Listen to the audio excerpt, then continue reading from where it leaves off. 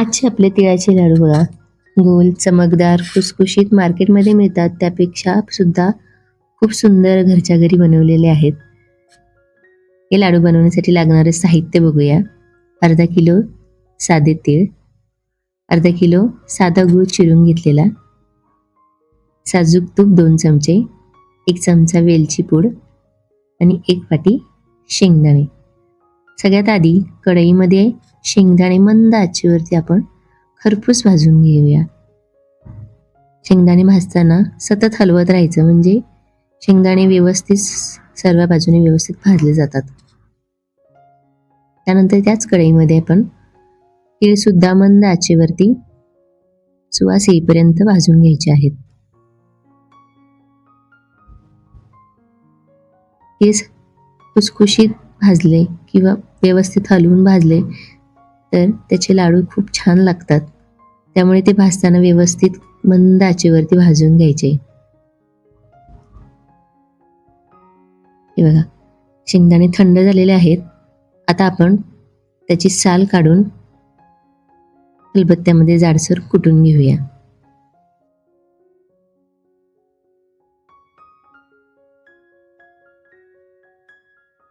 आता कढईमध्ये साजूक तूप घेऊन चिरून घेतलेला गूळ घालूया आणि मंद आचेवरती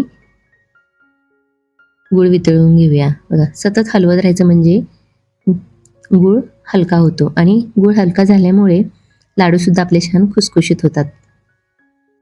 गूळ चांगला वितळलेला आहे. आता आपण एका वाटीमध्ये थोडासा गुळाचा पाक घेऊन पाक व्यवस्थित झालाय की नाही ते बघूया.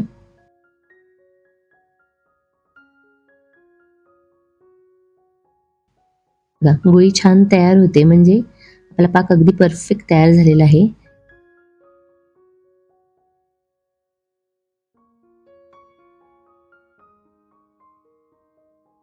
आता ह्या पाकामध्ये आपण भाजून घेतलेले तीळ, शेंगदाणे आणि वेलची पूड घालूया आणि हलक्या हाताने व्यवस्थित मिक्स करून घेऊया.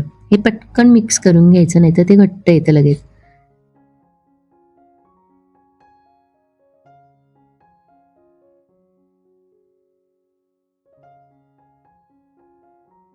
बघा, व्यवस्थित मिक्स करून झाल्यानंतर गॅस बंद करायचा आणि त्याचे आपण लाडू वळायला घ्यायचे. लाडू वळताना सर्वप्रथम आपण हाताला साजूक तूप लावूया आणि चमच्याने छोटे छोटे गोळे घेऊन छान असे लाडू तयार करूया. लाडू बांधत असताना शेवटी थंड झालं तर त्याचे लाडू वळले जात नाहीत. अशा वेळेस हे मिश्रण आपण हलकंसं गरम करून घ्यायचं, म्हणजे लाडू चांगले वळता येतात. बघा, सुबक, सुंदर, चमकदार, खुसखुशीत असे आपले हे लाडू तयार झालेले आहेत. तुम्ही सुद्धा ह्या सर्व टिप्स सहित या मकर संक्रांतीला ही रेसिपी नक्की करून बघा. तुम्हाला माझी रेसिपी आवडली असेल तर माझ्या चॅनलला लाईक, शेअर आणि सबस्क्राईब करायला विसरू नका.